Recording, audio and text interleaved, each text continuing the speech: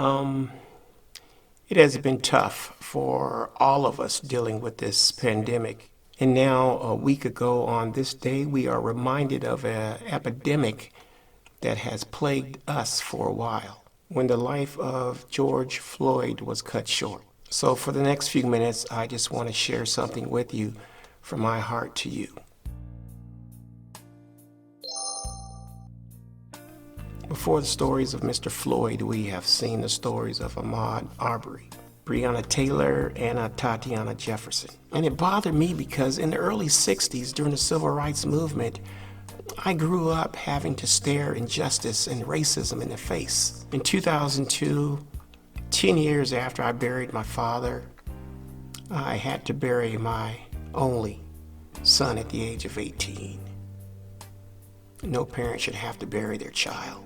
I have served in our religious communities for 25 years as a volunteer, working with boys, girls, and our young men, and working full-time as a teen director for the past 17 years. For 10 years, I have spoken to groups of teens from California to the Mississippi Delta to 3 countries in Africa, teens and young adults. And I'm extremely grateful, thankful that I had a father and I still have a mother that have invested into our lives. I'm thankful for our teachers and leaders such as the many Lexions and the Dr. Ephraim Williams and the Dr. Brian E. Kennedy Seniors. I am so grateful for our educators such as the Yolanda Copeland Morgans that have pushed education, higher education, into our communities. I am thankful for the Justin Jerrys and the Aaron Williams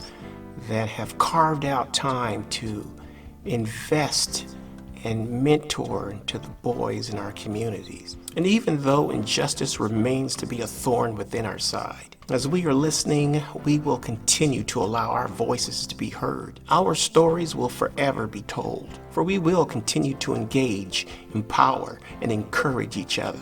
We have and always will leave a mark, and this world will forever be impacted by our presence. For we are wise and educated. We have dreams and we have goals, and we are family-oriented. Yes, we bleed and hurt, but we love. In the midst of our struggles, we are fighters and conquerors. We will never stand silent as injustice runs rampant. From the time that we have been stripped of our identity, abused, humiliated, tortured, and even murdered, we are still here. Our history is not only woven into the fabric of America, but the entire world. And our voices reach to no end. We are stars in a galaxy surrounded by darkness.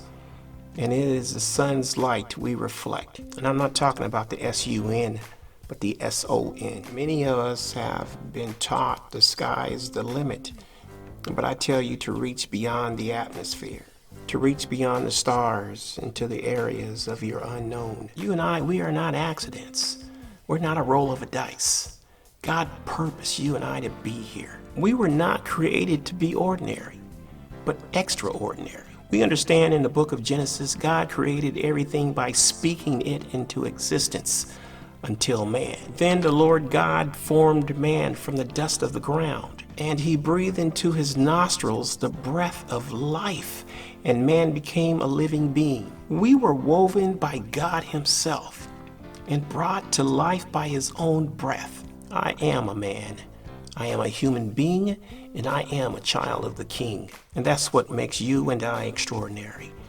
And we will tell this to our children, our grandchildren, and it will be passed on for generations to come. Go with God and stand strong, my brothers and sisters.